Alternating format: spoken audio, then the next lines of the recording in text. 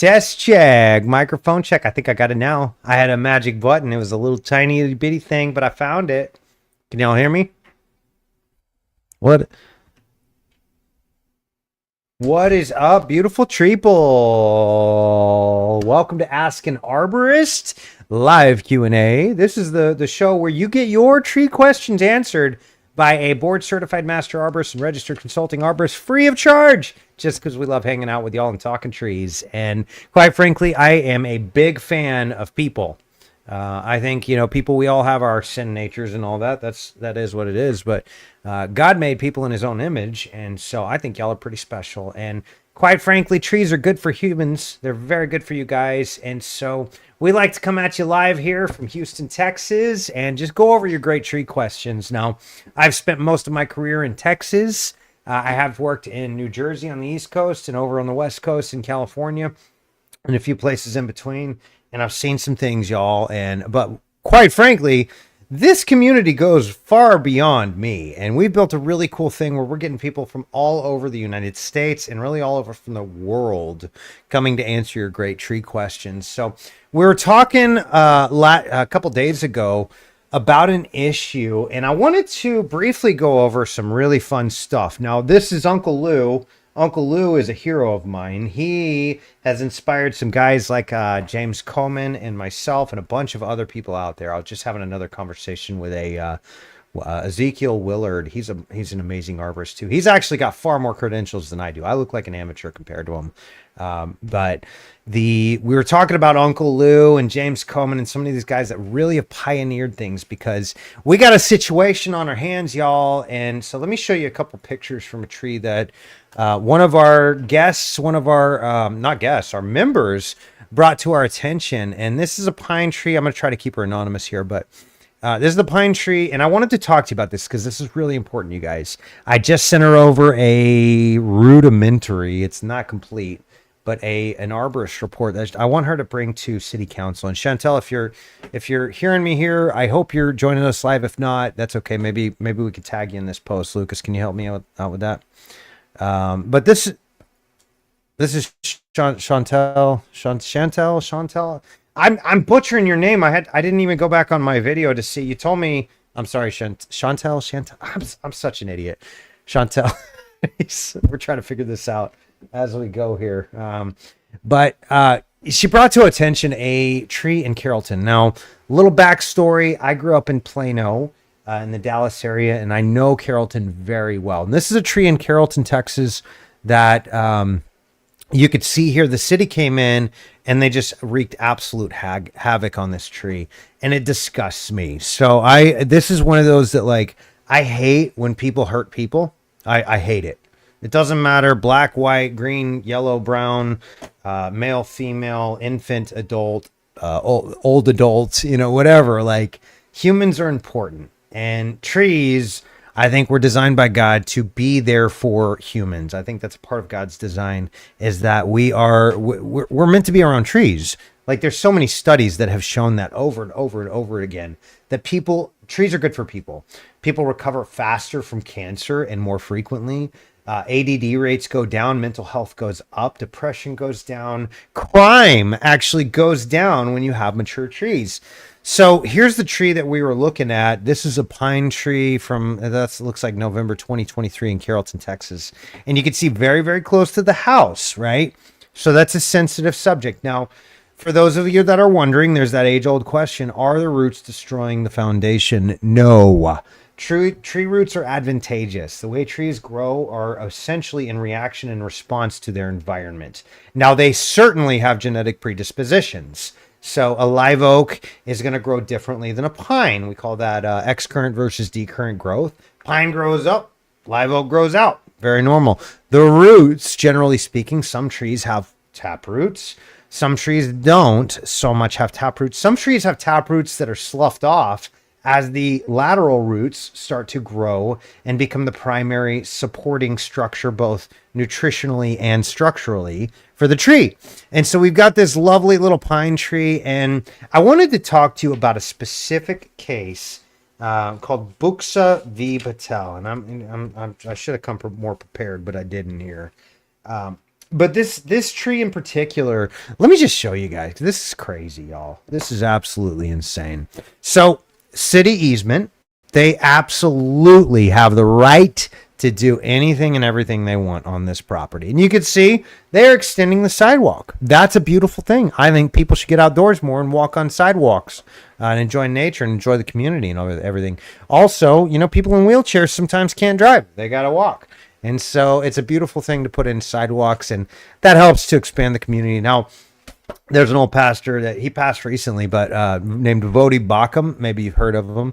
He used to joke about how he's a black guy, African American, if you will, and he was from Africa. He grew up there and came to the United States and all that. He used to say, I love this. He said, in Africa, there's no sidewalks, but everybody walks. In America, there's sidewalks everywhere, but nobody walks. So whatever. But you can see here, this pine tree is, you've got some roots that are absolutely shredded. Now, knowing what I know, this was not an arborist that came in and used some precision machinery and tools to cut those roots and sever them in a way that they can heal and seal. This was done with an excavator. You can even see like the claw marks here from that excavator. It could have been a skid steer in all fairness, but I think it was an excavator that did this work. Just seeing what I'm seeing. And you could tell here, like inches away from that trunk, 3 to 6 inches, I said in my report. And what's happened is now backtrack a little bit. The city absolutely has the right to put that sidewalk into place. 100%, no doubt about it. That is city easement property, and they are well within their rights. In fact, I encourage it. I think they should put more sidewalks in and get people outdoors. Not that they'll use it, but it's good to have those at least, because those kids maybe need to bike to school or whatever. And you could see here, there's some really big roots that were shredded. Now I'm gonna go. Let me see if I can pull this out while keeping it pretty cool. Maybe I could find a post there. Community home. Maybe my interwebs is gonna work. Ooh, we're going to get into some fun questions today, y'all. Stick around for a minute. Let's see. Man, y'all are just blowing it up. You know, and guys, we've talked about this in the past, that we know we're not going to be able to get to all of your questions on these live streams and in person. But, oh, Chantel, yeah, way to go. Chantel. I'm so sorry, Chantel. I know I'm just butchering your name left and right. It's not personal. It's just, I'm just an idiot, and I haven't had the chance to go in and rewatch my video. She told me that I got the name right like one time, right at the beginning there. So, but here we are. All right. So here it is. Location, Dallas, Texas. Included some pictures from Street View. That increases. So we've had some, by the way, Sherry Fabricant is another registered consulting arborist in BCMA. I've actually done some work, nothing personal, Sherry, against her. On a case recently, but that is what it is. I mean, here's the thing: all of us professionals are eventually going to run into each other, and that is what it is. There's no getting around it. But Chantel was kind enough to, maybe it's here. I don't know. Let's find it. She posted something. An update with a picture. Here it is. All right, so let's read it, you guys. So we got this crazy tree that has been shredded to pieces, and she reaches out to the project manager for the city project for this installation. During excavation from the sidewalk, the contractor removed soil to depth of approximately 6 inches below soil grade. Now, let's stop right there, you guys. Let's check this out. Does that look like 6 inches of dirt work to you guys? I mean, because I'm seeing about 12 to maybe even 14, 15, 16 in there somewhere. That's a pretty chunky bit of soil that was removed right up next to that tree trunk. Now, here, yeah, I might agree with that, right up against there. But you can even see, oh my goodness, this is crazy, y'all. You could even see these big old roots popping out of the ground there where it's shredded. It looks like they might have even poured some concrete on the street side. But we've got this tree, shredded roots. Contractor is clearly lying. 6 inches, my butt. At that depth, only shallow feeder roots were encountered and trimmed as necessary to accommodate sidewalk sections. Now, I really hope whoever this guy is, because it sounds like a guy talking. It could be a lady, I guess, but it says, that doesn't look like small absorbing roots to me, you guys. Does that look like small absorbing roots to y'all? All right, let's get back to it. Accommodate the sidewalk section. No major structural roots were intentionally, that's a key word there, that could be used on their side in a court of law, intentionally cut or removed as part of this work. Well, maybe not intentionally, but y'all, they were definitely cut. So maybe not intentionally, whatever. Given the age of the tree, estimated to be more than 50 years old, I agree with that sentiment. 50 plus or minus 10 years, I don't know. It has a well-established and extensive root system. By the way, when you cut it that close to the trunk, you're getting rid of everything beyond that. So see this big old chunky root? Every one of those fibrous roots that would absorb minerals and all that and support the tree structurally has been severed from there on. So yeah, I agree. A lot of absorbing roots have been removed, but it's way more than that. Ooh, Jose, I appreciate the comment, buddy. The question. We're going to get to that. We're going to go over this just maybe a couple more minutes, and then we're going to move on. So given the age of the tree is well-established, extensive root system that extends well beyond the immediate sidewalk area, I agree. Those roots are probably under the sidewalk, under the concrete, under the street, into the neighbor's yard, probably. Pine trees of this maturity typically have a broad lateral root network. That's true. And minor trimming of shallow feeder roots within the easement area is not uncommon in infrastructure improvement. That's a logical fallacy, y'all. That does not mean, just because it's common, doesn't mean it's right. And Richard Heffley, I'm sorry if I'm butchering your name too, nothing personal, y'all, is a great arborist as well. I've studied some of his work, and he's going to take this and use this as a use case for his city as well to discourage them to do these things. So not uncommon in infrastructure improvement. I agree. Very common. Based on the depth and extent of excavation, we do not anticipate a significant impact on the structural stability or long-term health of the tree. Now, Mr. City Worker Man, if that were true, I would agree with you, but that's not true. You did not just remove the small absorbing feeder roots. You took out big old structural roots. And again, you can kind of see it here. You could see it over here. Like, these are big roots. And all of those, there's two different types of roots, really. And this is generalization, of course. There's the big structural woody roots. Those hold the tree up in the air. And then off of those extend into what we call the feeder roots, or the small absorbing roots. And some of those are actually microscopic. Some of those bind to mycorrhizal fungus, endo and ectomycorrhizal fungus, and they bind to beneficial bacteria as well. And what they do is they create a symbiotic relationship with those microbes. And that whole network is what we call the root system of the tree. The big structural supporting roots and the small feeder roots. And that becomes the support and the food source and water source, of course, for the tree. Now, water, if you know, we talk about photosynthesis, is very important because you take six carbon dioxide molecules and you combine that with 6 water molecules, H2O, and you get C6H12O6 and 6 additional oxygen. And that's what we call photosynthesis.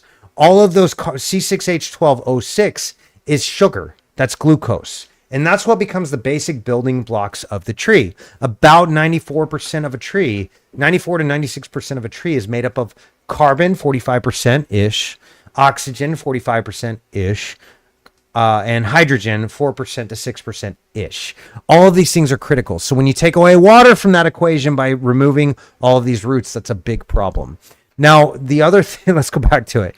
At this time, there are no plans to remove the pine tree. The project team will continue to monitor site conditions as construction progresses. That's great, but are the project team, are they arborists? Or are they a bunch of concrete workers? Because I think it's probably the latter. Correct me if I'm wrong here, Mr. City Man. We appreciate your interest in the project and your commitment to maintaining a safe and healthy neighborhood. Well, guess what, y'all? I'm just going to show you a flash view of this arborist report. I'm not going to show you the whole thing and really go into details, but we basically created A full-on arborist report. Now, this is in booklet format as prescribed by ASCA, the American Society of Consulting Arborists. Specifically, they have a whole book dedicated to how to structure and how to write a proper report. So I go off of those standards because a bunch of really, really smart people before me came before and figured this out. I'm trying to find Buksa V. Patel. Sorry, I'm getting passionate about that if y'all can't tell here. Because this kind of stuff really irritates me. Buksa V. Patel, page 20. We found it, you guys. So let's check this out, y'all. This is Buksa V. Patel. I'm going to go ahead and blow it up full screen here, y'all. So, no, other side.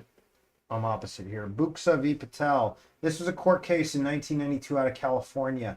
And this one made it all the way up to the Supreme Court, y'all. And the reason I say that is because this is a case that is referenced so many times. I use it in my reports. I use it in court. I have referenced this in court and said, hey, we already figured this out. Let me break it down for you. Buksa V. Patel. Here's what happened. Mr. Buksa, I think it was, had a tree. And it's got tree roots that come into Mr. Patel's property. And so what happens is it's damaging his sidewalk or something. I can't even remember what it was, but it's damaging his property, these roots. So what he does is he severs the roots. Well, just like in our little situation here,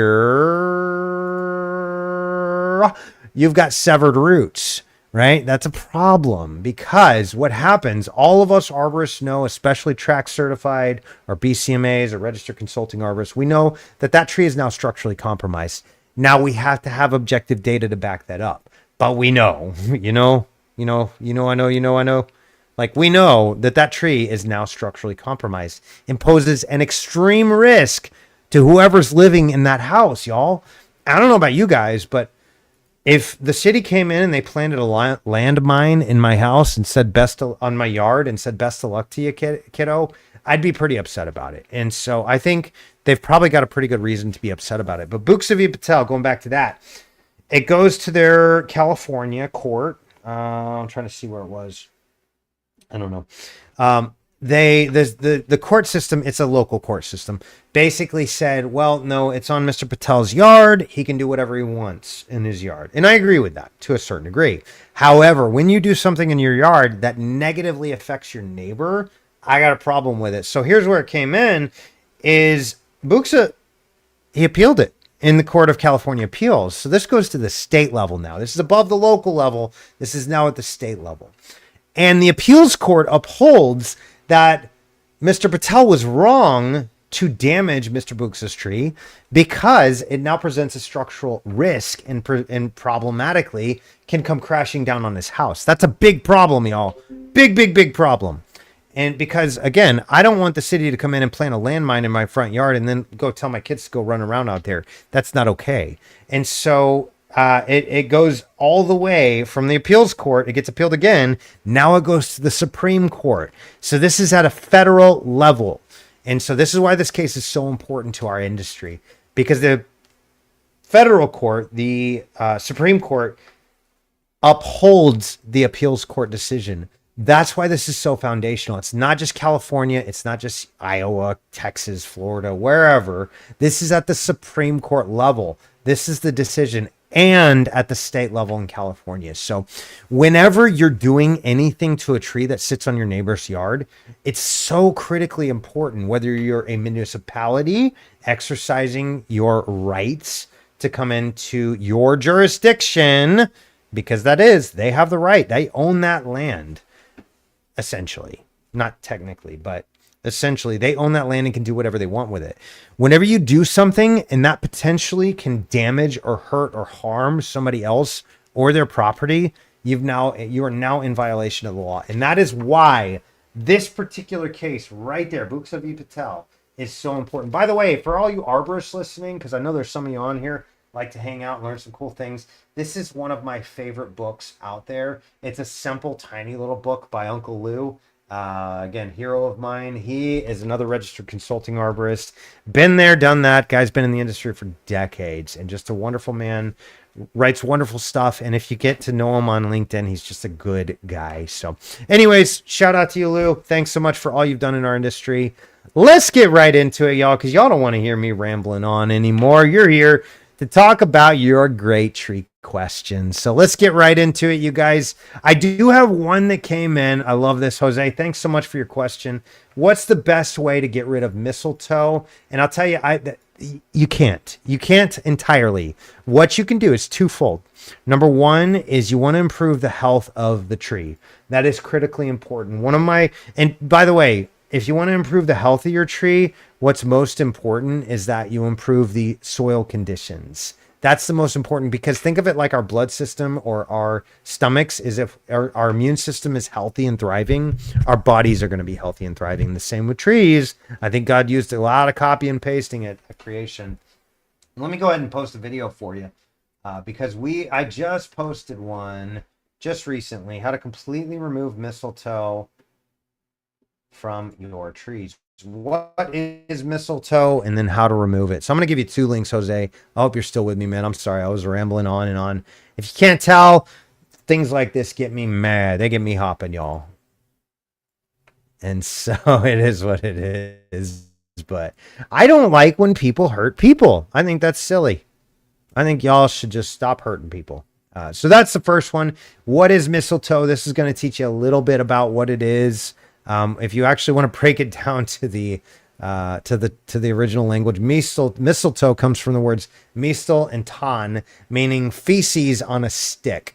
So mistletoe, the word, literally means poop on a stick, and it is. It's garbage. It's fecal matter.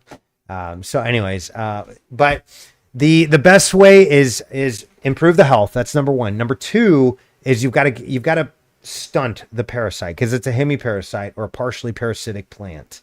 And so what that means is the leaves are actually going to photosynthesize. Now, mistletoe is specially designed, if you will, or adapted to not require a lot of photosynthesis. It's going to get a lot of its resources from the tree. But what you can do is stunt it to a point where it's not going to become harmful and damaging to the tree. So check out that video, because that's a really good one. But what I like to do is we basically prune it off. So you cut it off at the stem as close as you can. Sometimes you could dig it out a little bit. And then what you want to do is spray it with a water-based latex paint. Let me see. Arbsession.com. Lac balsam is where I'm going with all that. Let's see here. By the way, if you're an arborist and you haven't gotten to know the guys at Arbsession, they're awesome. I do not get paid from them. I do not care if y'all use them or not, but they're a wonderful, wonderful group, and they're all about customer service. I call them, do any of y'all old school tree guys remember Tree Stuff was just the bomb diggity, and they were just amazing at everything they did, and they were really out there to help the people that they served, and I love that. And so anyways, they have recently, 6-7 years ago, they sold out to Cheryl Tree, which is fine. I do not, Lupton Levy, I think that's his name. The guy that owns Tree Stuff was just a wonderful guy, and he was just trying to support his family. And I bet money they got a big old fat paycheck from that. I'm all about that, you guys. But that's funny.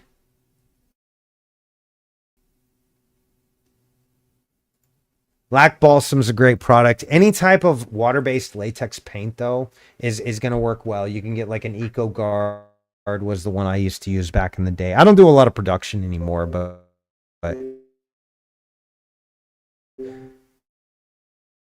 Jacob messaged me.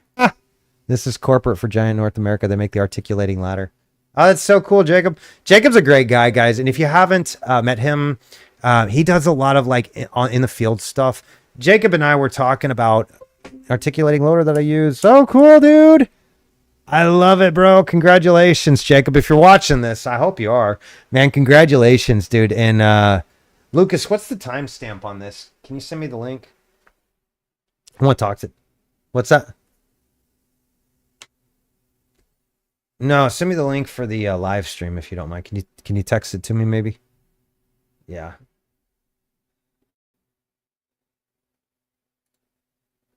Yeah, I'm gonna send it uh to Jacob here.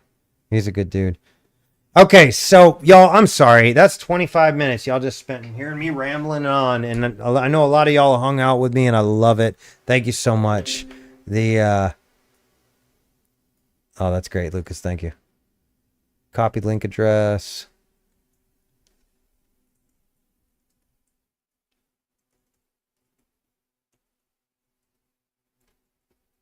I can't type today.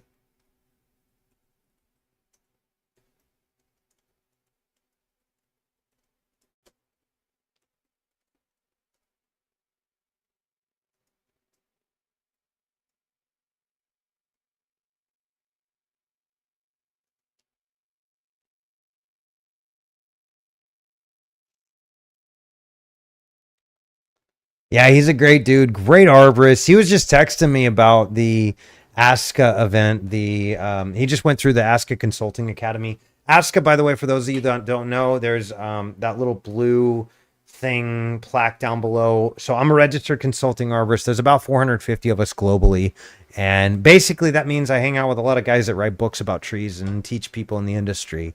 And Jacob just went through Consulting Academy. He's a BCMA out of Florida. Great guy, puts out some great content. So y'all go follow him too if you haven't, here on FaceWebs. And of course, self promotion 101 here. I'm supposed to talk about me too, right, you guys? So anyways, if you haven't, yeah, I'd love to have you guys come join me on the Tubes of You. Just look up Arborist on Demand. We got like 350 some odd videos, mostly just me out in the field talking about just crazy stuff that I see out there. Try to teach a little bit because, quite frankly, there's a lot of really good content out there, really good information about trees. Unfortunately, my industry does just a trash job of getting it out there. So Jacob's another one of those solid dudes that just a phenomenal guy and has great information out there. Go follow him too. And of course, like I said, shameless self-promotion. Come check us out on the Tubes of You as well. And if you haven't become a member of this group, please do. All right, so Kelly was asking, finally, 30 minutes into this, we're getting to our first question, y'all. Congratulations. Let's give it a round of applause. Anyways, sorry, dad jokes for days. Thoughts on cutting post oaks in Texas right now? Not at all, with proper care, or doesn't matter. Here's my 2 cents. Post oaks are in the white oak family, and they are much more resilient to oak wilt, I believe, is the thought process. Because oak wilt's pretty big in Texas. And let's check out AgriLife Extension. Oak wilt map. So it turns out the Texas AgriLife Extension has a whole website dedicated to oak wilt, and we've even got maps that you can check out. So just go on here, type into oak. If you're worried about your oaks, check out oak wilt map. Look at here. This is one that I look at on a regular basis. And because here's the thing, every spring we get that crazy article and all the news media outlets, they post it out there. Oak wilt's gonna unalive your trees. Guys, oak wilt is such an uncommon thing. When it is a problem, it's a big old problem. But look at this. Harris County, that's where I'm at. I'm actually in Galveston, but Harris is close enough. 1 to 44 cases ever. 1 to 44 cases ever. Now, I happen to know the guys at A&M AgriLife Extension, and one person told me 8 total ever in Harris County, and it was only on the western side. So over in like Katy and that area. So, guys, don't believe everything you hear on the news. When they start singing the fear-mongering stories about oak wilt. If you're not in like central Texas, Bexar, Guadalupe, Kendall, Bandera, Kerr County, that's where those floods were, by the way, last year. Travis County over in Austin and surrounding, Guadalupe over in New Braunfels. Those areas actually have a very real threat with oak wilt. Not everywhere in Texas has a very real threat of oak wilt. Actually, most places, y'all check it out. That is a very small percentage. I mean, like 40 maybe, but that has ever seen oak wilt in Texas. Now, we got to keep in mind too, those are recorded cases. So some cases go undiagnosed for decades. And we see that with like emerald ash borer. We were calling it up in the Dallas County, Collin County area. I don't know, back in 2016, we were saying, hey man, we got these D-shaped exit wounds. And then in like far west Texas, y'all seen was that Friday Night Lights, the movie about Marshall, Texas football team? They found it out in that county, whatever that is. I can't remember, Polk County, maybe somewhere in there. And they found it like 3 years after we'd been talking about it for like a year or two. So just because you're not seeing it on a map, those are just confirmed cases. There are a lot more that have not been confirmed. But still, Harris County, 8 of them. And the other thing is Kelly's asking about, oh, cool, about oak wilt on post oaks. Well, post oaks are in the white oak family. They're not in the red oak family. And so they are much less likely. However, better safe than stupid. I've seen live oaks get oak wilt and get decimated. It does happen. It's just not as common. So I do them year round. To me, where how big the cut and the shape, there are ways to cut that will help. I agree. Reduction pruning versus removing whole limbs is a better way to prune. So that's a big consideration too. I love Sherry Fabricants. Again, I've been up against her in a case and we settled. It was fine. Everything's fine. But she's a great arborist too. Yes, he is, isn't he? Jacob's the best. Yeah, I love Jacob. He's a cool dude, and man, it was fun too. I was talking to him while he's at ASCA conference, the Consulting Academy, and he's like, "Bro, I've never been in a room filled with this many BCMAs." I'm like, "Isn't it awesome?" You kind of feel like an idiot, like punk kid who knows nothing, being in the ASCA crowd. So for all you arborists, that's what you should strive to do: is eventually get to ASCA, because it is a whole. Oh, what's up, Jacob? That's hilarious. Here he is, the man, the myth, the legend. Fast Guy, Slow Bikes. That's right. You sent me that YouTube channel. Hey, Jacob is me. What's up, buddy? It's great to see you here, man. Thanks for joining us live. We were just talking about Kelly's. Do y'all deal with oak wilt in Florida? I don't think you do. I think you got too much moisture level. I think I could be wrong. I think oak wilt is largely based on drought and drought stress. Y'all don't have that problem in Florida, do you? Especially Tampa, where you're at, or Sarasota. No, never had it here. Yep, good. It's a bad problem. You don't want it there. Y'all got other problems like a bunch of tree nuts. Y'all got some tree hacks in Florida, just like we do in Texas. Very, very similar. I know because I used to be one. We all have roots, don't we? All right, this is my neighbor's queen palm. He's concerned due to the base of the tree. What are your thoughts? Hey, Jacob, maybe you can opine on this as well. So this is a queen palm. Here's my thoughts. Palms do not have cambium tissue on the cork cambium. They don't, in other words, you know how trees get bigger in diameter, y'all? So they like grow and they put on these layers and you cut it down and you can count the rings to determine the age approximately. They call that dendrology. UF has a really good article about this. Ooh, fun. So if you could find it, post it, man. That'd be awesome. This is my neighbor's queen palm. He's concerned to the base of the tree. What's your thoughts? So the problem with palms, and I put out a video not too long ago. Let's see if I can find it. Palm trees versus oaks and pines. There we go. The big difference nobody tells you about. I think this is the video anyways. Yeah, that's it. So here it is. The normal abnormalities of palms. I love that. You mean that tall dinosaur grass? Those aren't trees, y'all. Actually, Jacob, I saw some of your videos where you're talking about like, oh, I'm a real arborist. My work is important. I'm doing big things or whatever. I can't remember. You did it better. But like you're climbing a palm tree and doing all that. Man, I've been there 1,000 times. We got a lot of palms here in Houston too. And I grew up in Dallas. We had palms up there too. And I thought they were nuts for planting them in Dallas. And then they go plant them in Houston too. It's the same problem. We used to, one thing that we got around with all the freezes and stuff, because here's the problem. I keep sidetracking, bunny trailing, but the problem with palms is they don't have the ability to compartmentalize wounds. They can't seal wounds. So once you get a problem like this, it's a big problem. because any type of decay, the tree is unable to compartmentalize it. Now, it may be able to defend and kind of push those pathogens off, but like here in Houston, we get a lot of clay. Ganoderma is a really big issue. Looks like you got some rocks there that are probably maybe causing damage there as well. Then yeah, I think you got a big problem, and it's not just a health problem, it's a structural problem, because you can see something is going on there. But even beyond, right at the base, you can kind of tell there's some wounds here that maybe have not compartmentalized.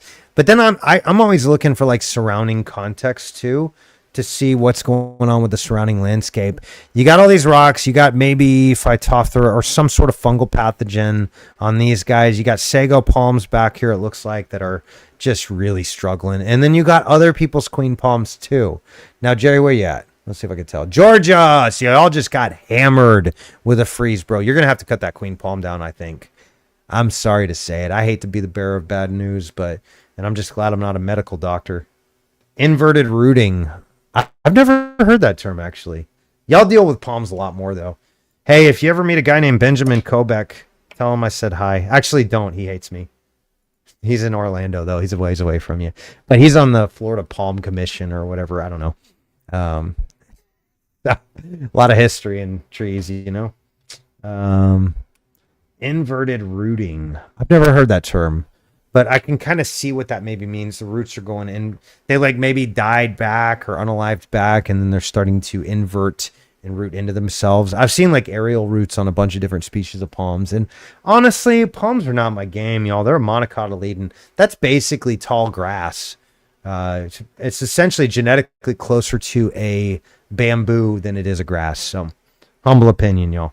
All right, let's move on. I think I've beat that horse down to its deathbed.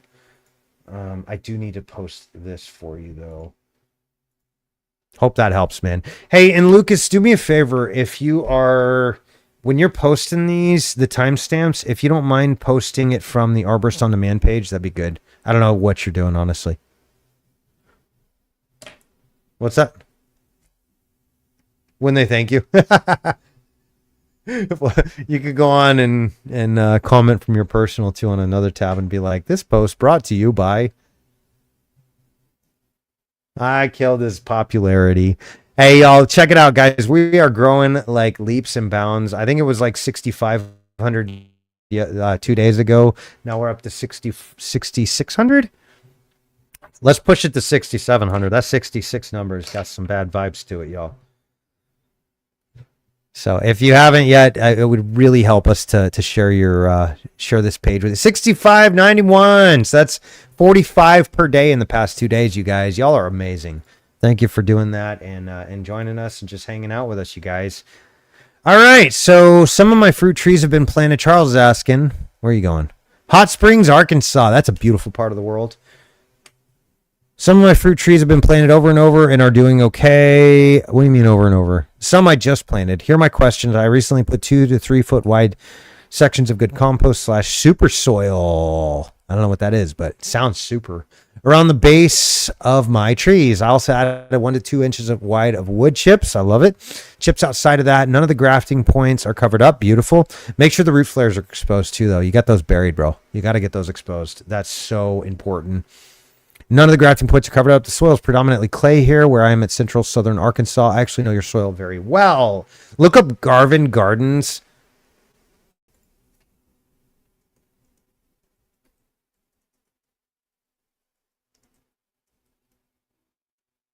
Treehouse.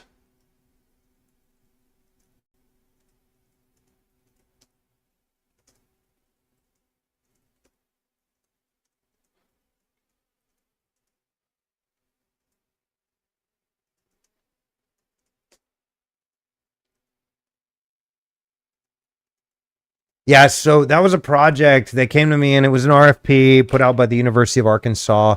Garvin Gardens Treehouse. Really cool project. I love that project. But essentially, they were going to put this like $1.8 million treehouse commissioned by the University of Arkansas Architecture Department or whatever.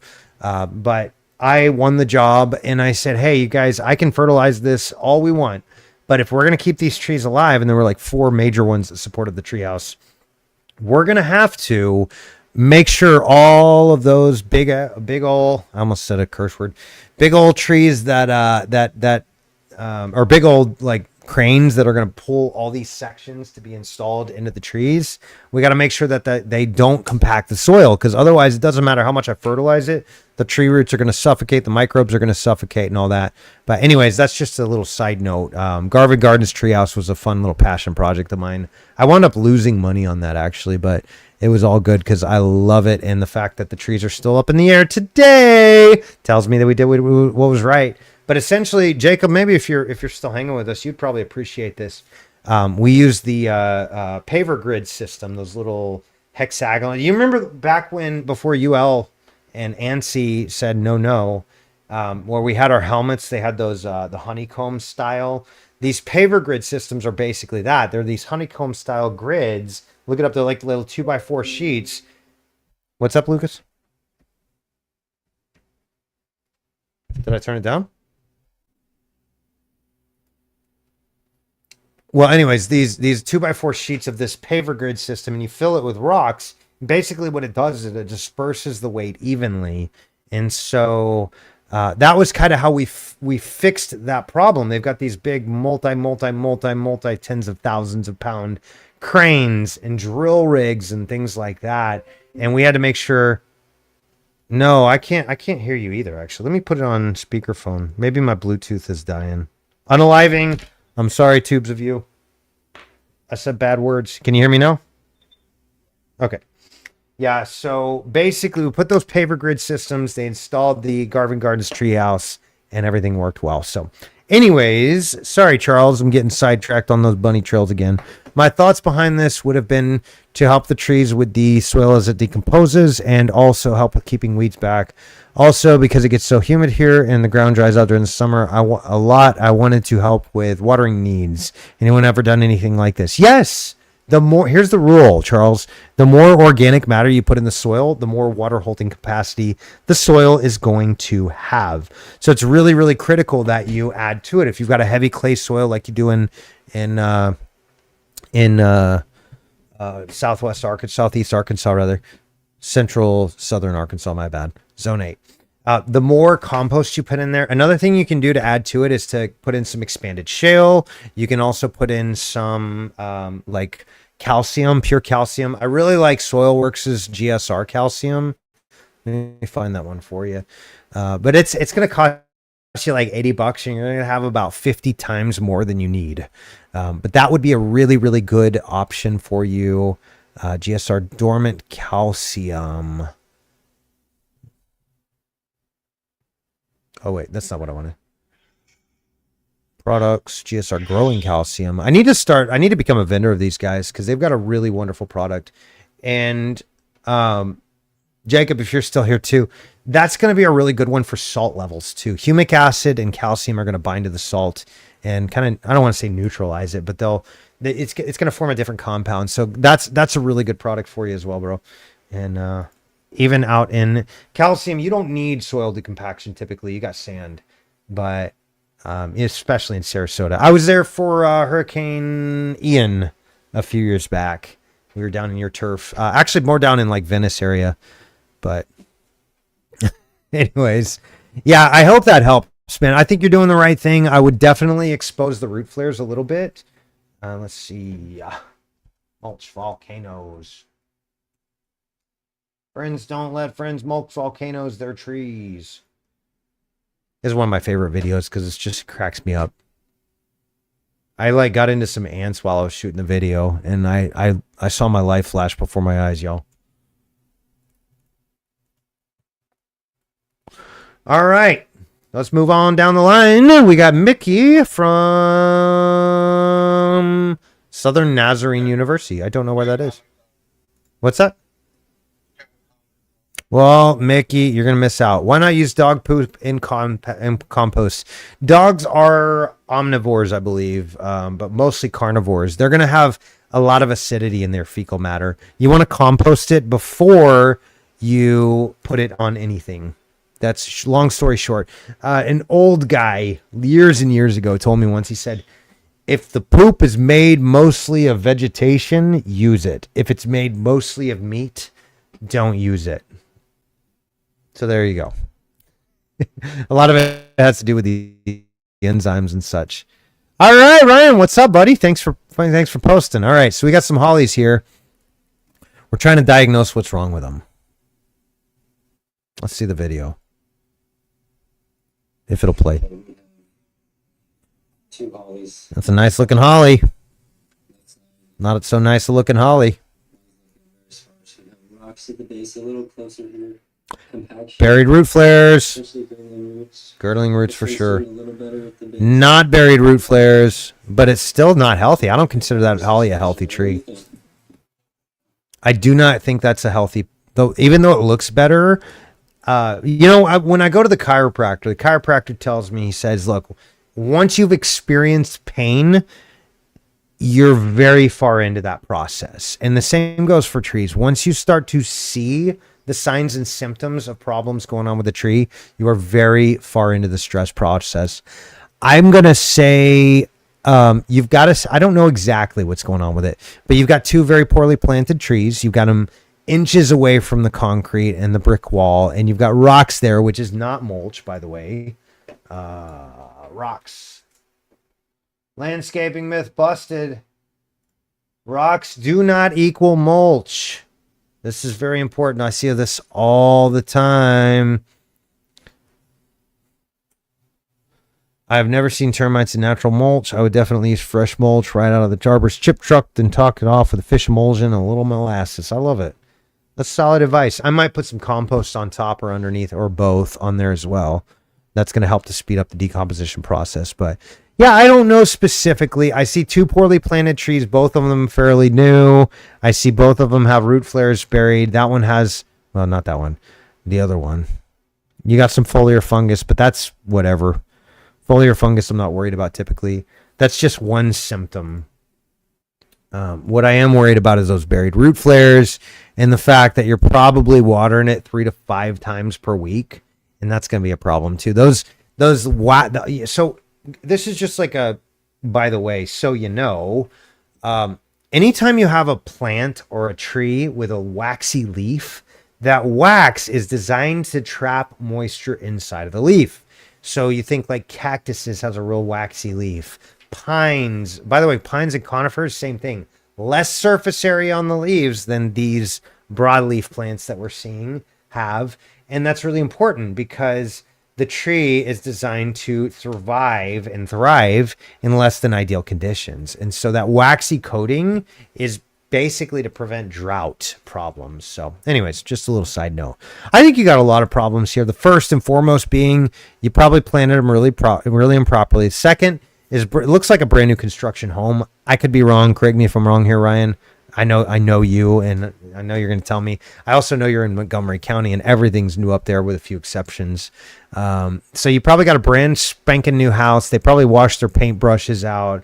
You probably got all kinds of chemical whatever storms going on underneath there. But that'd be my best guess. I think, the real question I have is about 20 more questions before we can really pin this down. So Microlife, I saw Microlife. Where'd I see that?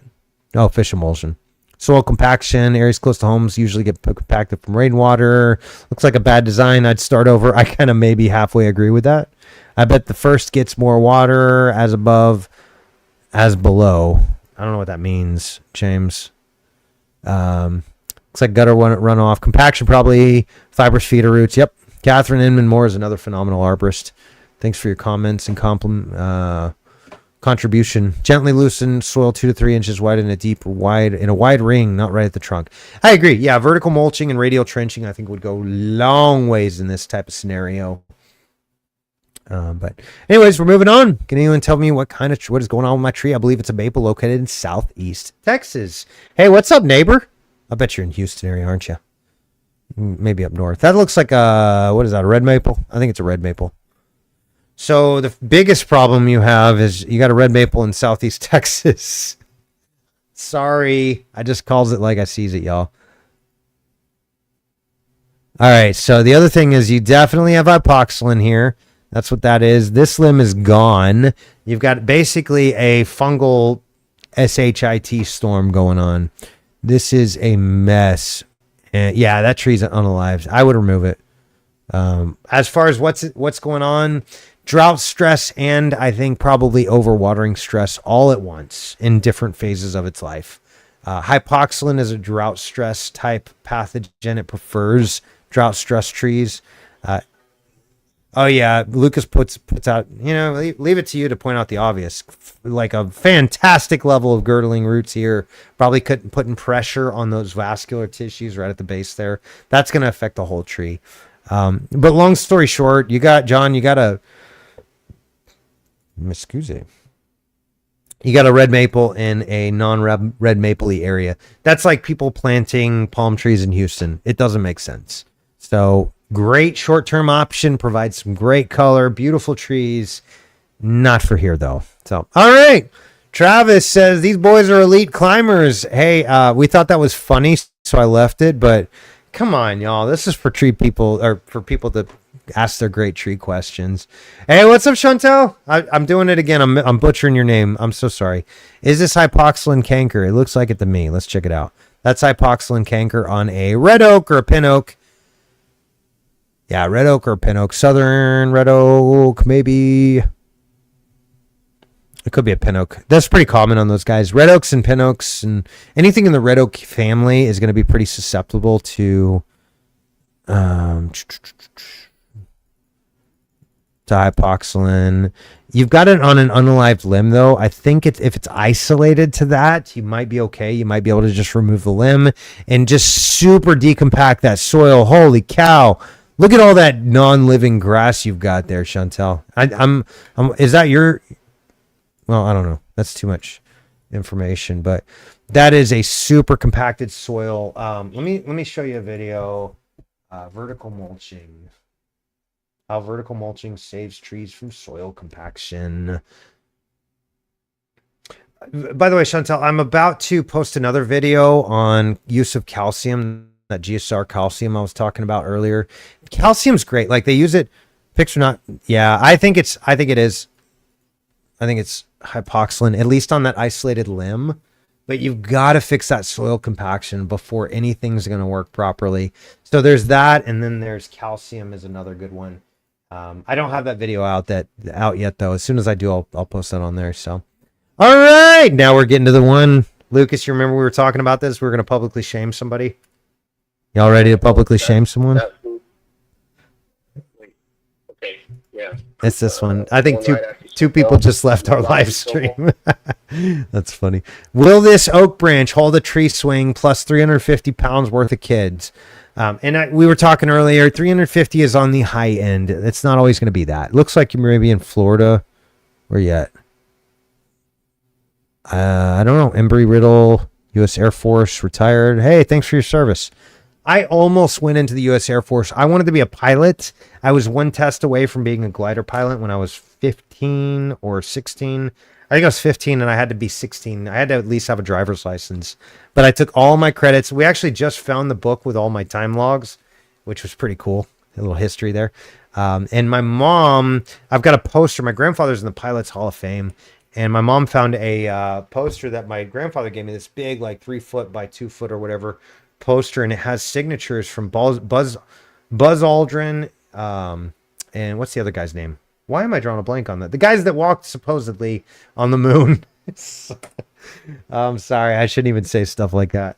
The guys that Neil Armstrong, that's his name. Neil Armstrong and Buzz Aldrin. So I am highly respectful for military people. My grandfather helped build this nation, and he's a great guy, and I have utmost respect for those who serve in our military. Y'all gave up so much, and sometimes even your families, so that and your family sacrificed too, so that we could have freedom. I can run a business because of people like you. So thanks for your service, Roxy. But in terms of the question, we got to go through and do some house cleaning. Oh my goodness, that got 174. All right, well, let's go through it. So my comment was pretty cut and dry. It said, hey there, ISA Master Arborist. I would not put my kids on that as is in the location you marked. If you do install a permanent system, I would run a cable the branch as seen in forest posts. And you know what that is. That'll hold a effing truck. Okay, but you're not allowed to use language like that.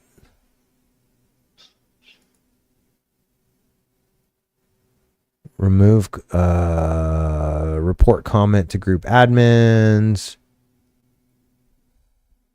Breaks the group rules.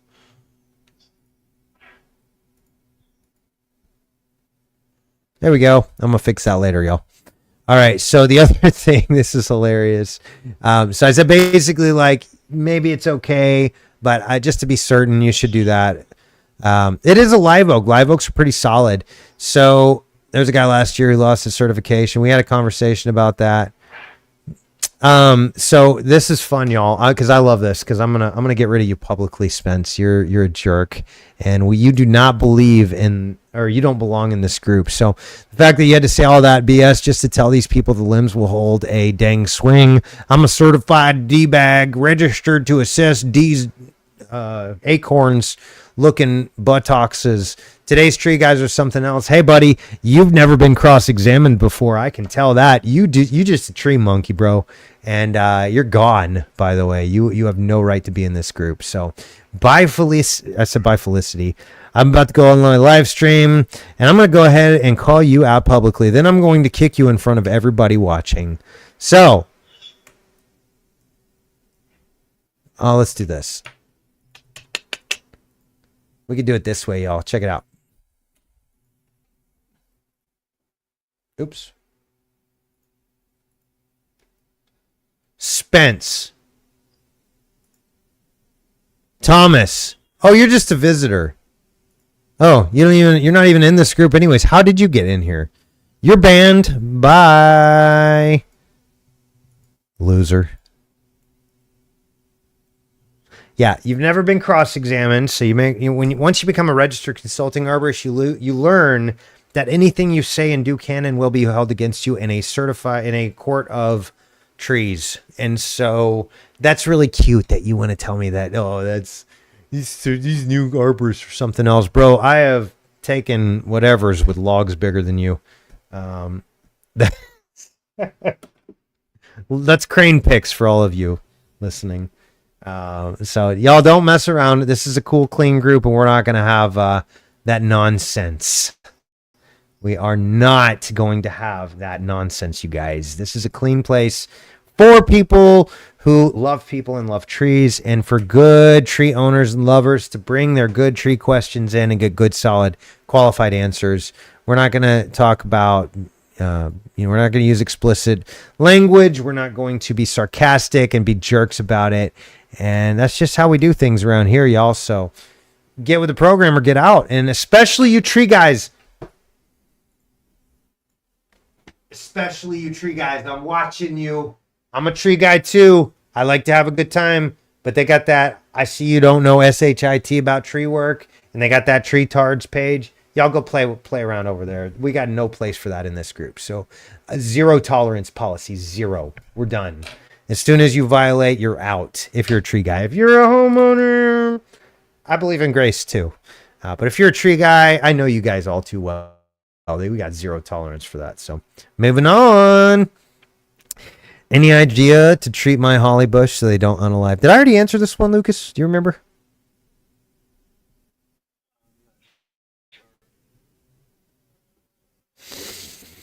That looks like winterburn to me. Oh, where'd you go? What the heck? What the heck?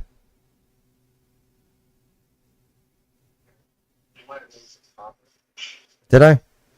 It gets so crazy, you guys. So if I ever miss y'all, I'm so sorry. Fortunately, we got a lot of really top-notch arborists out there giving good, solid advice out there. Yeah, winterburn, windburn, need special spray fall to prevent desiccation. You don't. What you need is for those leaves to be pushed out by the new growth. What's up? They didn't answer it. Yeah, I think it's winterburn too. I think you've got, it's fine. It's fine. Water it. Make sure it's got mulch, compost. You might want to throw some humic acid and molasses out there. That's going to go a long ways to giving it just extra resources. Woo. Bubbly's coming up. I know that's exactly what y'all want to hear.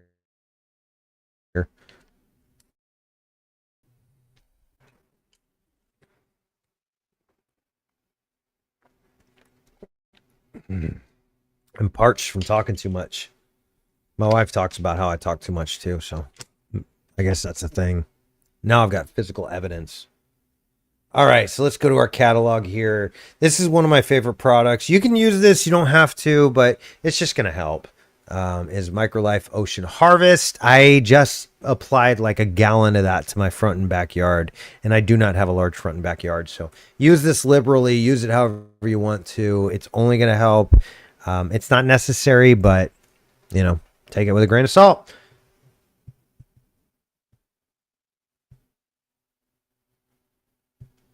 What's up, Sprout? Welcome, buddy. Thanks for joining us.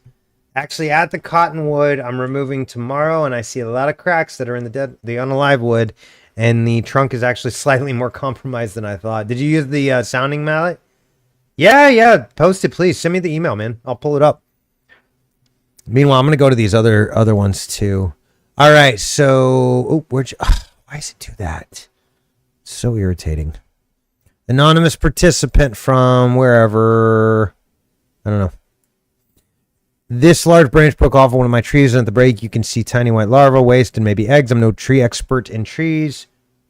No more breaking bark. Yeah, the bark I'm not so worried about. It's the woody tissue inside. Sprout. Help me identify the insects and recommend next steps. I'm guessing I'll have to have that tree removed and the other trees inspected. If any trees have a lesser infestation, it's possible to save them. Thanks. Tehachapi Mountains in California. Oh, nice. I love that. Yeah, ash log is where. So I have a hickory mallet, and then I have a rawhide mallet. I actually like the rawhide mallet because it's less dense, and it's so like when I'm hitting pines and stuff like that, I know it's not going to compromise the tissue as much. Anytime you're sounding a tree, you are doing some microscopic, but some damage. Just like every time you walk on the ground, you're compacting the soil.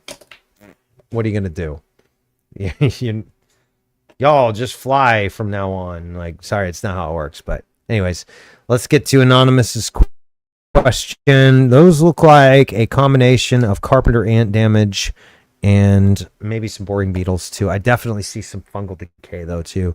Oh yeah, look at that nasty fungus. I think fungus first and carpenter ants second. Carpenter ants do not have the enzymes to eat living tissue, by the way. So there you go. But you definitely have some fungal pathogens going on here. Looks like almost hypoxylin even. That could be 1,000 different things, honestly. That could be. Sprout, let me know when you got that email sent. I'm gonna finish up a couple more maybe and then call it for the day, by the way. So Anonymous, I'm not sure exactly what it is, but you definitely got some fungus started. I think the beetles are we're actually just taking advantage, or the ants or whatever they happen to be, carpenter ants, are actually just taking advantage of the already decayed tissue. So they will go after non-living tissue. They do have the enzymes to break that down. They will not go bronze borer, cut down stump, or burn it. Bronze birch borer, yeah, it could be. I don't recognize that. I don't see it, but you know, I just sounded it.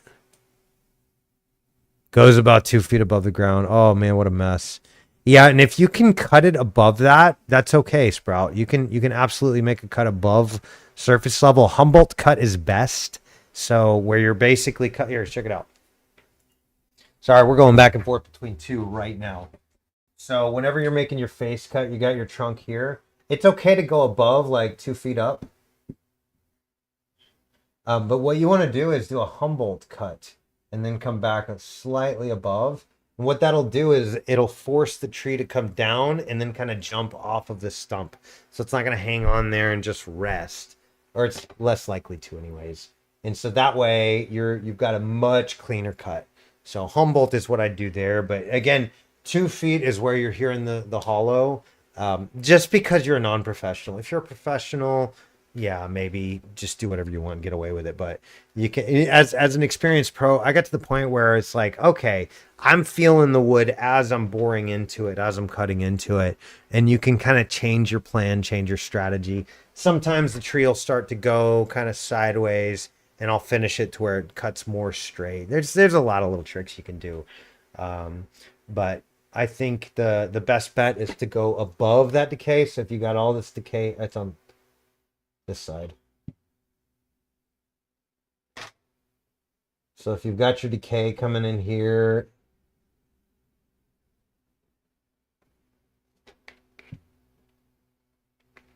and it ends around there, because I remember that tree and it's pretty nappy, then try to go above that, because you want to cut into sound wood if you can. But you know, you and I talked, you definitely want to strap it up top and then do a plunge cut through the middle here and then finish it up above. So don't cut all the way through, do your plunge cut and then come in with the trigger on the back side. Make sure you got a couple felling wedges on both sides and you should be fine, Sprout. I think you're okay, man. I think you've been studying this stuff a long time and I think you pretty much know what you're talking about. So saying that the hollow goes about 2 feet above. You're a non-professional yet. I know you're going to get into this, and I'm excited for your career ahead of you. But yeah, I would just be better safe than silly or in a hospital. One open face cut help. To find open face cut. Open face cut. This is an open face cut, technically. I think what you're saying is like more of like a 70-degree angle, 70-30. But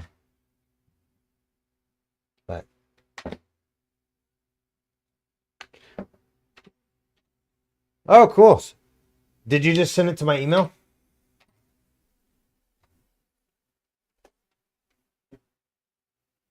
Did you? All right, let's get back to a couple more questions and then we'll get to your Sprout. And then I'm going to call it for the night, you guys. We're going to call it on time at 5 tonight. Yes. Okay, awesome.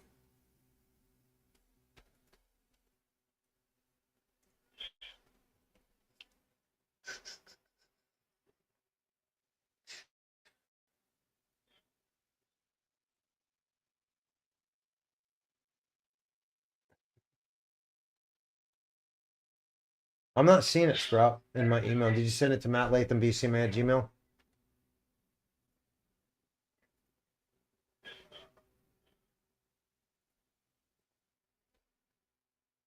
I don't see it. I don't see it. I don't see it. Huh. Yeah, I'm not seeing it, bro. Let me keep hitting the refresh button.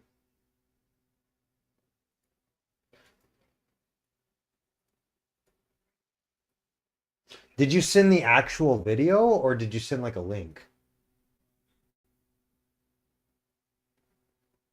Uh-oh, we got little lady waking up.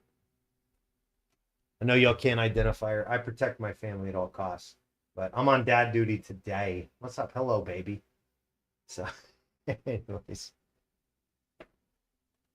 Little lady over here napping. She's like yelling at me now.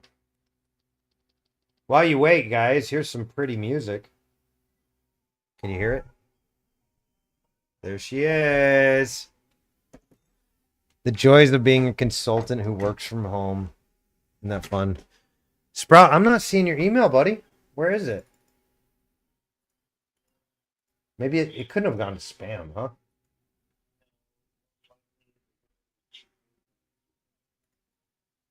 Yeah, Lucas is saying maybe. If you got a link, that might be better. Let's answer this question, though, because this is a pretty fun one. It's been a couple days ago. I think I missed it because it was just after our live stream. Kara's asking, Kara. I like Kara. Those are my favorite oranges. Other than Tangelos. Oh, man. You get that lemon mixed, tangerine mixed with an orange. Oh, it's so good. All right. Hi, all. I sure would appreciate opinions on what we should do next. We have 5 towering trees. Not even sure what they are on a line that passes 15 feet from our home. Drive link again, and I have bad internet. You're good, buddy. On a line that passed 15 feet from our home, they are between us and city-owned creek. We love the shade and privacy and the look of these trees, but we get quite a bit of wind and decided we need a plan going forward for removal and replacement since we understand they can be topped. The arborist we have used would reach across the creek with a bucket truck to take them out, but at almost $2,000 per tree, which is actually a pretty good deal, it looks like, for those trees, especially around power lines. Looks like you got power lines running right there. Can I maybe make a suggestion and say don't cut them down? I don't see any problem with these trees, y'all. 5 guardians. No one is happy about our plan to take them out. But even my husband gets nervous around storms. Any reassurance is welcome. Yeah, I don't think you need to take these out, Kara. I'm sorry if I'm butchering your name. I do that a lot on this channel, y'all, by the way. So if I ever do, I promise it's not meant to be offensive. Oh, man, those are beautiful trees. Spruce, is it? Do you know? No, I don't think you need to remove these trees. You've got kind of buried root flares. You got to get the root flares unburied. And then maybe braces. Yeah, that's what I was wondering too. Does it make sense to maybe cable them all together? Another thing you can consider too, first of all, trees are designed for movement in the wind. Like literally they are designed for not falling over. They found like studies where the leaves will fold in and like let's say you got the wind blowing this way, the leaves will actually change positions to be more aerodynamic. Super cool stuff. In fact, a lot of our sciences are built on trees, like buttress roots. You've heard of like medieval cathedrals and castles built, and they have these little buttresses on the side to help support the walls and the castles of the castles. Like we learned that from trees, you guys. It's so cool. God did it best. I'm telling you. Like I've seen too much at this point. So, Kara, what I might consider, if you can possibly just consider it. You don't. I mean, they're your trees. You can literally do what you want with them. And Rex, let me get to your question here in just a minute, bud. Okay. I love that. Yeah, thanks for the question, man. All right, so you got a kind of a rocky soil. One thing that I consider, you don't have to top them, but what you can do is do strategic weight reduction on each of these limbs up in the upper canopy. That's going to help tremendously. But if you take out one of them, here's the problem. Now you've changed the whole physics of that whole row of trees. So let's say you remove this one. Well, now all of a sudden this one's going to get hit with more wind.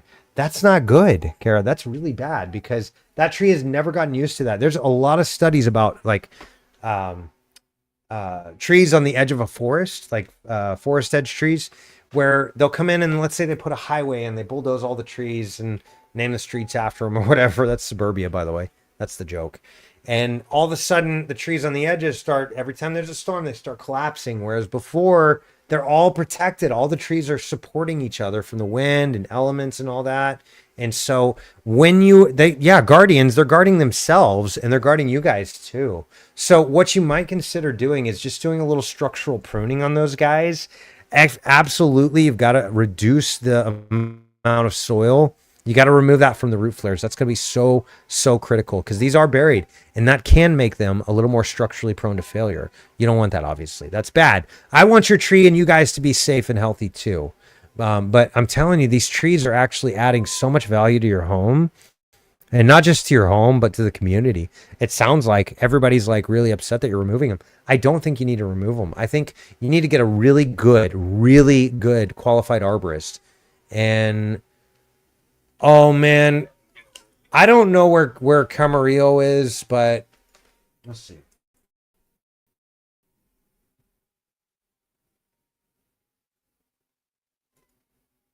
You hear my daughter's talking in there? She's just talking. She's great. Kids are the best. That's why Epstein's such a terrible human.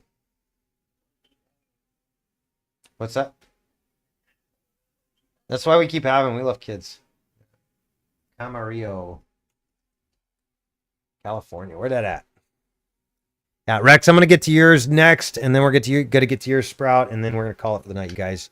But man, what a cool set of trees. Let's see, where you at in the world? Sorry if it's connecting to Bluetooth, Lucas. Thousand Oaks. Oh, is that on the north side? No, that's on the south side. Oh, Kara, I got some great contacts for you. You're like right outside of some of the best arboriculture on this, at least in America. I know some really amazing arborists in Los Angeles and surrounding Santa Barbara, La Jolla. I've got some really good contacts for you. So please don't cut those down.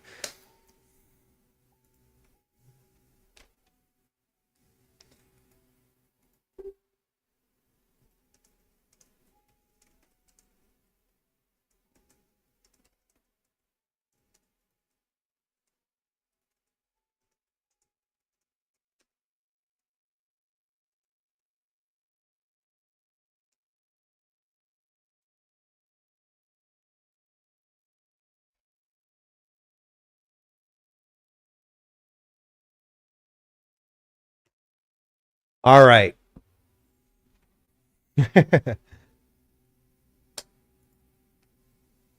Yeah, I don't see him as a high risk. I think you got to do a few things. Charlie's a phenomenal arborist, by the way. Charlie, I'm excited for you if you're listening to this, man. I want you to go be a BCMA. You know your stuff. I think you've earned it at this point. 23 years in the industry. You got like a year's more experience than I do, bro. Go do it.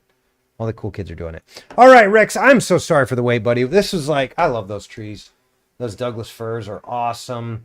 So Rex is asking, hey, I have a question. If you have time, when you have landscapers or clearance guys do prunes that are less than ideal, like all heading cuts, should I prune them back or leave them? Hey, you know, Guy Mayer is like a really, really good expert on this. Same question in regards to storm damaged limbs. I'm also talking about pruning back to a union. Okay, so this is an awesome question, you guys. This is a debate that is going on currently in our industry. So what he's asking... So it sounds like, Rex, tell me if I'm wrong here. You got a tree. Notice how I put those root flares real big and ballsy or bold. That's because that's normal. So let's say you got a tree that is topped and some terrible landscaper came in and topped it. What we know is that tree, let's say that one's left normal. I don't know. Is now structurally compromised in those spots.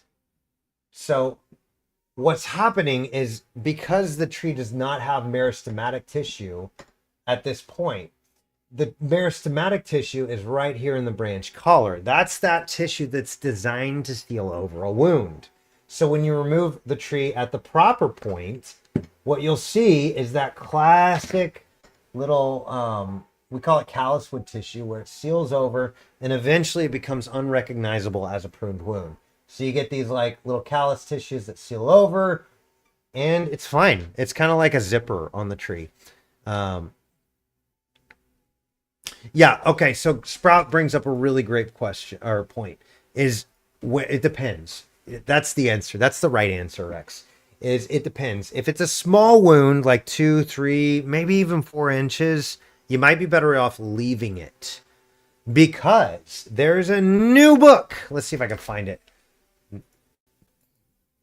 New coded book. The coded principle. Oh, that's the old one, I think. That's not what I'm looking for. No, it is. Yes, it's the new one. Okay. That's the one I'm looking for. So I'm going to go ahead and post this link here. This is a really good... I got to buy it. I'll be honest. I'm a little behind on this one because this is new technology and new research, and I like to stay on top of things, you guys. But the coded principle, it's only a $75 book if you're not a not an ISA member. This is the second edition. Dirk Jujiskin and Walter Leese. Sorry. I'm the worst at names. The Coded Principle, Tree Biology and Arboriculture. I don't think that's the one, is it? Second edition. Is that the one? I got to check with my Aska peeps. Aska is American Society of Consulting Arborists. You should leave big branches because those have tons of energy going towards them and almost definitely... Yeah, so that's the one you really want to understand. Now, I'm going to be honest. I am not the foremost expert on this because I haven't read that book. There's a lot of talk and a lot of research going on about leaving storm-damaged limbs because personally, I believe in pruning them back to this. But there's a lot of really positive research showing that Sprout is indeed right, that you should leave big branches because those have a ton of energy going towards them and almost definitely we will resprout a bit. And also, let's go back to Chantel's. Come on, why does it do that to me?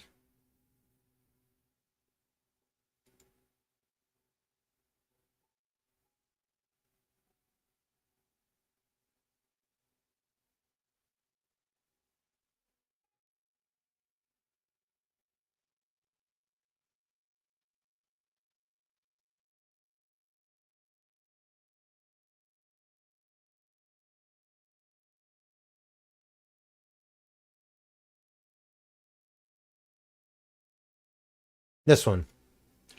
You can see here, this is a prime example of where topping went wrong.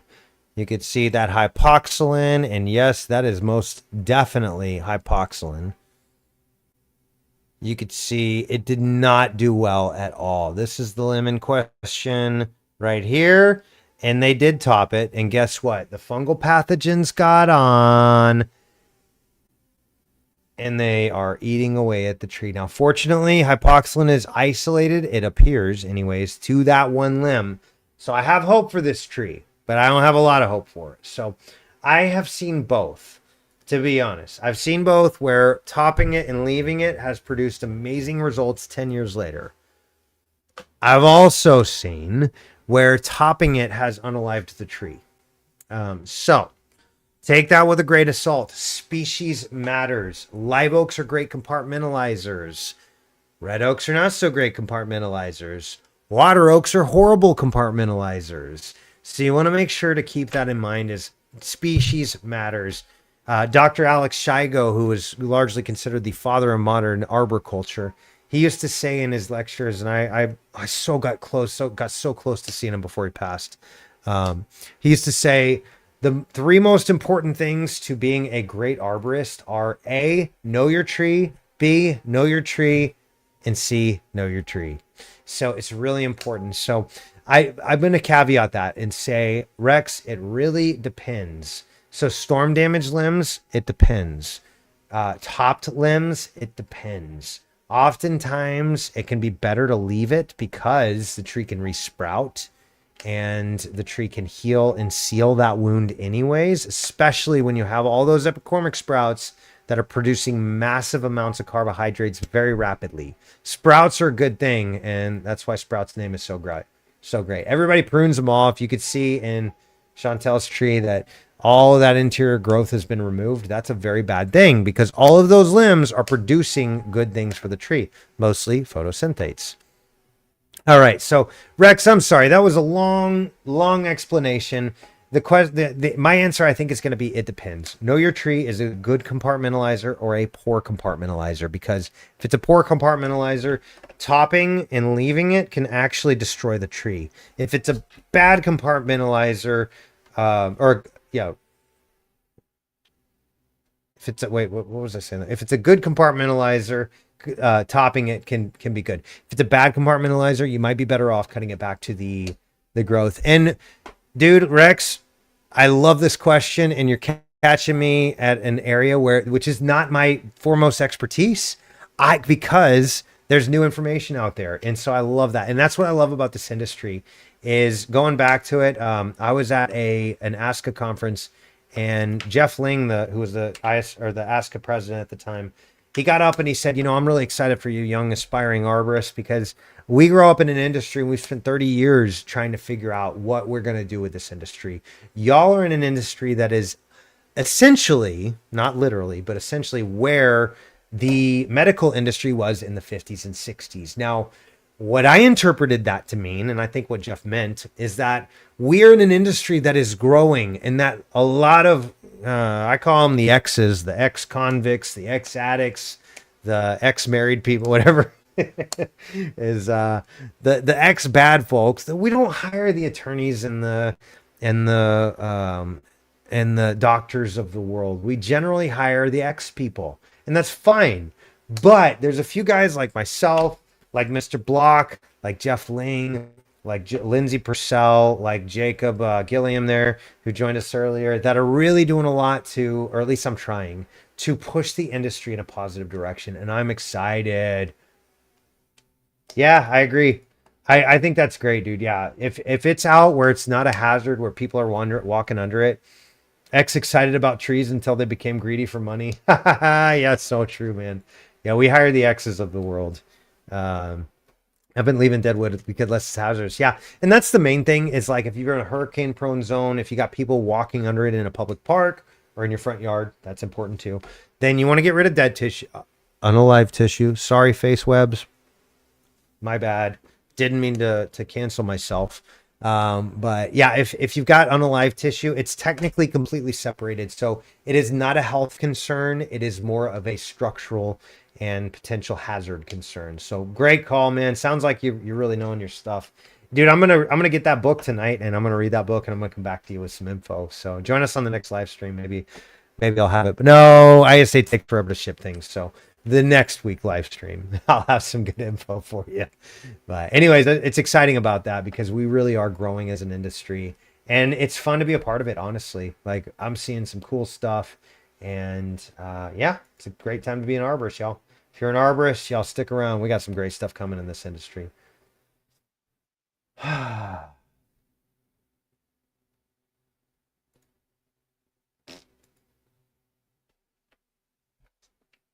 Oh, I'm in the spam folder. That's why. I was like, I don't see your email, Sprout. All right, last question, you guys. Then I gotta get off out of here because it's past my bedtime and or it's past my daughter's nap time, anyways.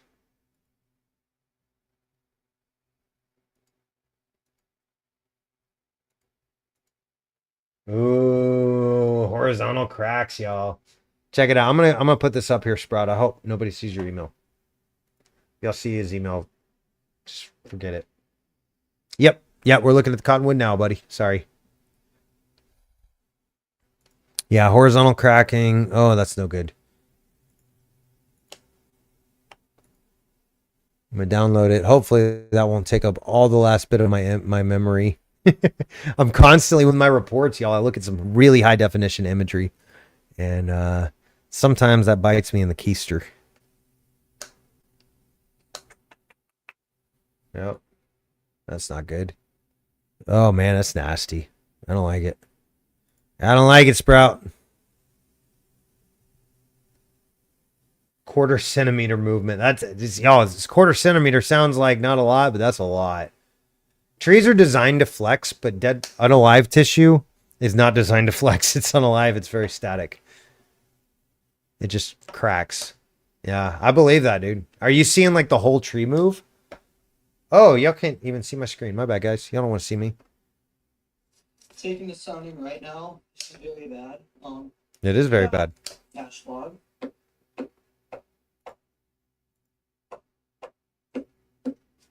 Ooh, that's nappy. It hurts my heart. Oh, it hurts. Oh, it's so gross. Whoa. Yeah. Yeah, that tree's got to go. How is that in the air still? That's what I want to know. It's also decayed, so yeah. Hopefully this is short enough to sound. Yeah, I would do it I'd do it about 3 or 4 feet high off the ground. That's going to be hard to cut. You're going to work shoulder muscles that you didn't know existed, but yeah, bro, you gotta do that above ground. I would not cut that at the base there. That is a mess of a tree. My goodness. Look at that, you guys. That is a mess. Well, if it'll ever load. Look at that, you guys. If it'll ever load.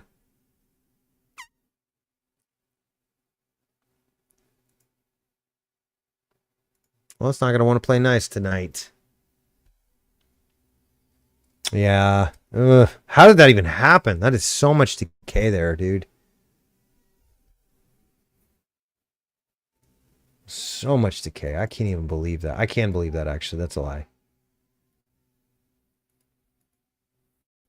Y'all hear my daughter cry, singing in the background. She loves to sing. It makes my heart happy.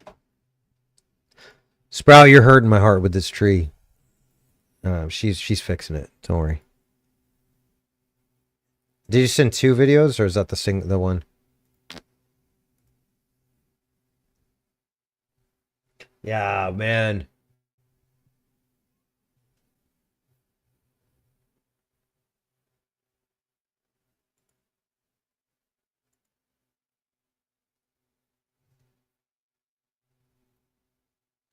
Yeah, y'all. So, okay, here's the rule with cracking. Anytime you see a vertical crack like this, it's generally from torsion. It's generally from the tree twisting. Not always. Sometimes you'll get like ice damage will come in and it'll freeze it and it'll crack it open like that. But whenever you see these horizontal cracks, that means the tree is moving up top. And unalive wood is static. Dead wood is static. But when you see it like that, that means the tree is actively failing. So that is a problem. And Sprout, well done identifying that, man. That is crazy.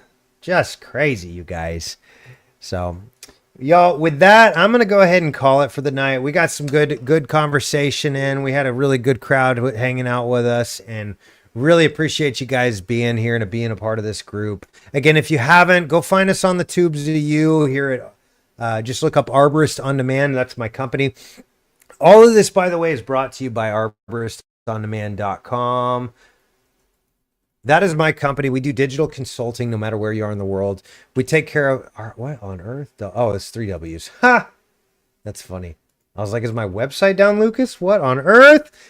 Yeah, and we do this all over. I've got a client. I just finished her arborist appraisal report, figuring out the value of the trees that were damaged.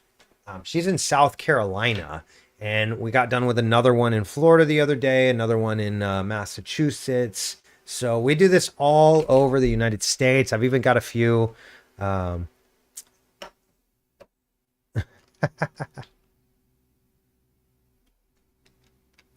That's fun. Wait, you know Catherine? That's so cool. Yeah. Love having you guys being a part of this group. And again, if you need a closer look with your trees, we're happy to help no matter where you are in the world. I've got a couple cases. We just settled on one in Canada, actually. We can do this no matter where we are. Thank God for technology, and also it's destroyed our minds. So y'all go outside and touch trees. But y'all, we live in a bright, big, beautiful world, and unfortunately, there's not a lot of great arborists out there. I try to be one. Guys like Jacob try to be one. Sprout is not one yet, but he's going to be he's sprouting. That's what he's doing. Video call tomorrow morning if it's okay. Yeah, please do, man. I will say this, Sprout. I'm going to be out in the field tomorrow, so yeah, just be aware of that. If I don't answer, it's not personal. I'll get back to you ASAP. But I'll email you my cell phone. That way you can text me. But yeah, be safe out there, dude. I don't want to read about you in the newspaper tomorrow morning or the next day or whatever. And I don't want to read about you in the drip line report. So, hey, that's so cool. Catherine Inman Moore, Bachelor of Science in Plant and Soil Science, soon to be certified ISA. Hey, thanks so much for coming and playing trees with me over on Ask an Arborist. But again, if you haven't yet, go subscribe to our channel. Looks like we got a couple just now. Thank y'all for whoever that was. We really appreciate you guys. After it's down, it'll be okay. That's right. But y'all, thanks so much again for being a part of this group. And again, keep those great questions coming. Hey, if nothing else, it gives me an excuse to not to get rid of some of my thoughts and feelings instead of dumping it on my wife every night. So a couple times a week anyways. But love you guys and love this group. And again, y'all just keep those great questions coming. Be safe out there, Sprout, and all you tree guys. And we'll see you guys next week, next Tuesday. Bye now.